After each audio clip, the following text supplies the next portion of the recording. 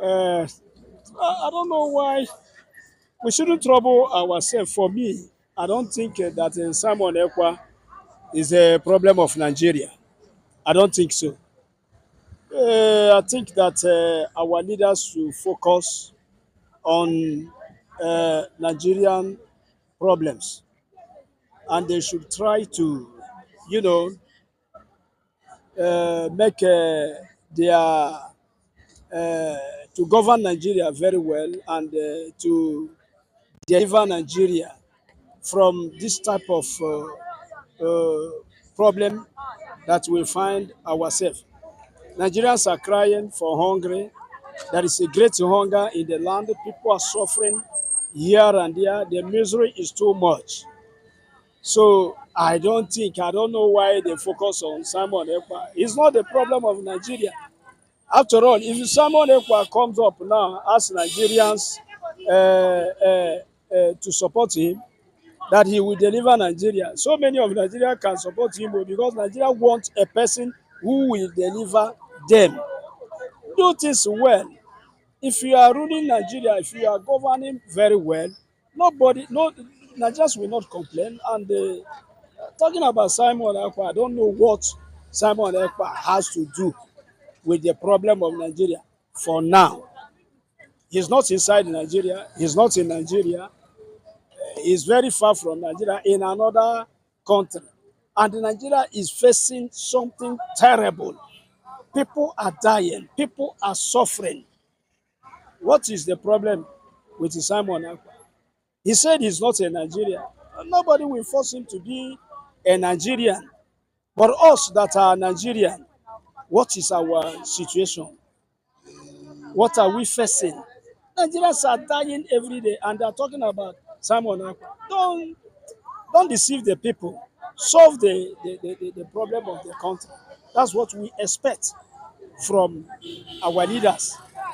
Not talking about Simon Ekpa, who is not even in Nigeria. If somebody say now, I'm not in Nigeria, the person is free. And the person gets out of Nigeria, the person is still free.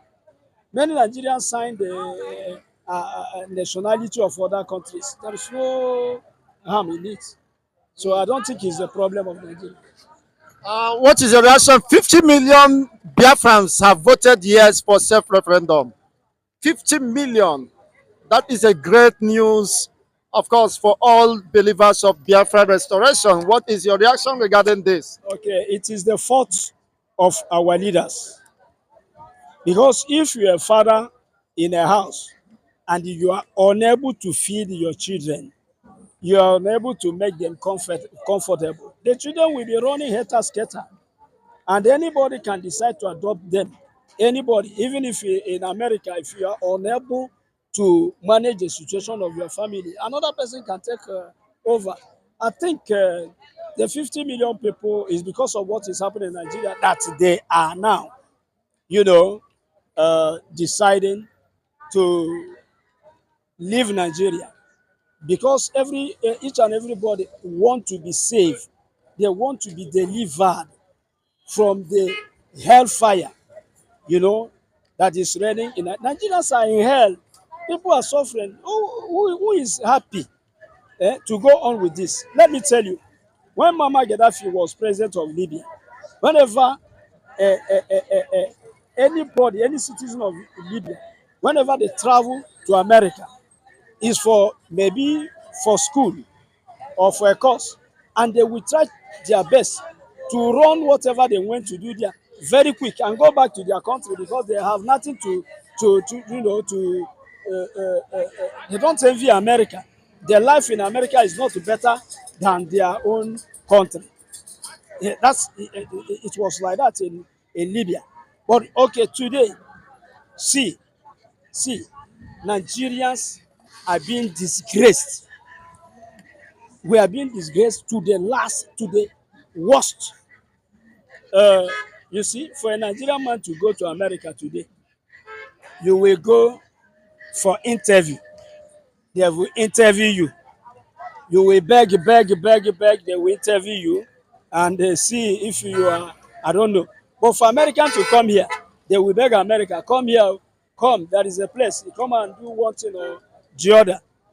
So if life was at least manageable in Nigeria, that one wouldn't have happened. So if people are running helter skelter, they want to save their head. Suffering and pain, misery doesn't too much work with our body. People want to eat well, sleep well. Look at a country where everything is a problem. The price of fuel is on very high level, very high price of fuel.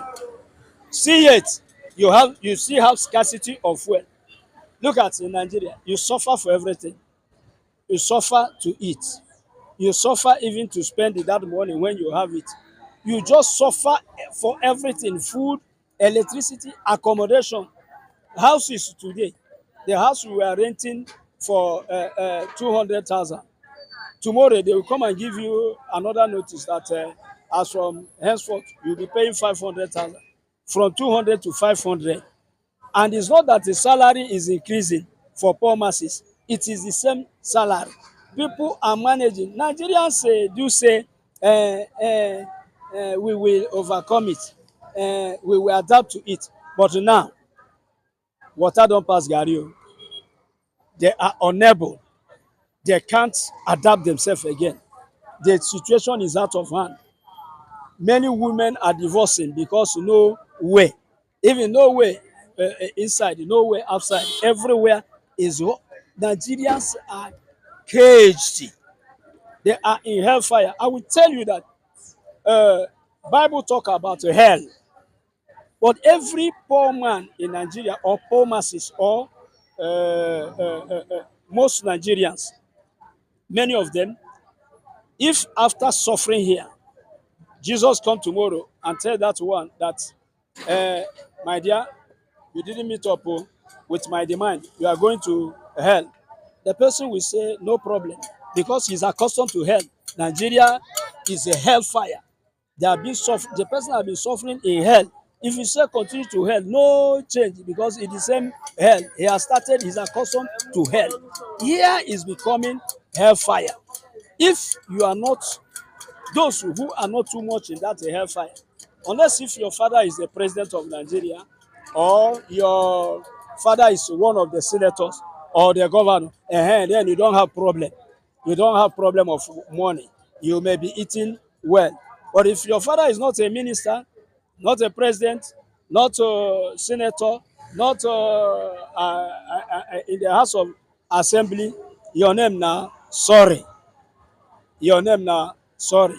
Your own is just, you are born, you suffer, you die without saying a word.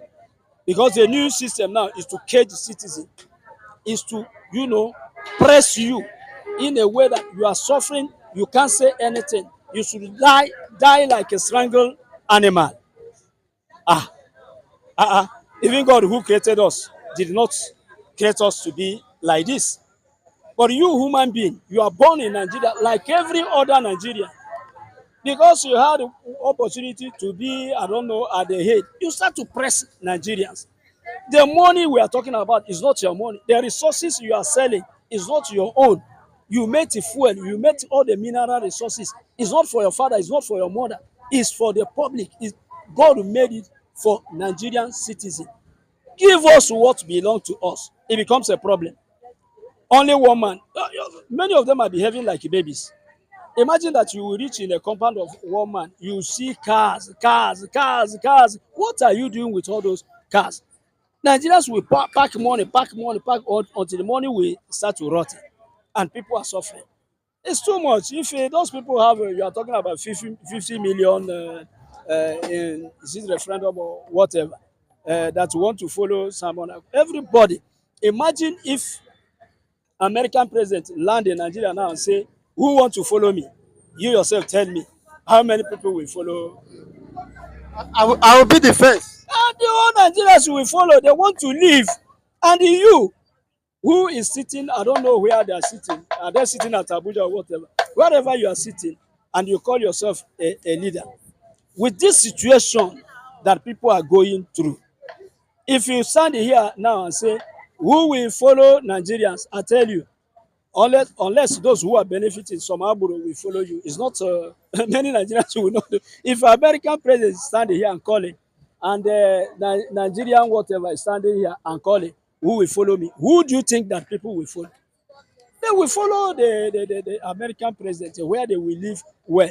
So if Simon Ekpa say, people follow me, oh, I will do well, and they are sure that he will do well, what do you think they will do? People want to save their head.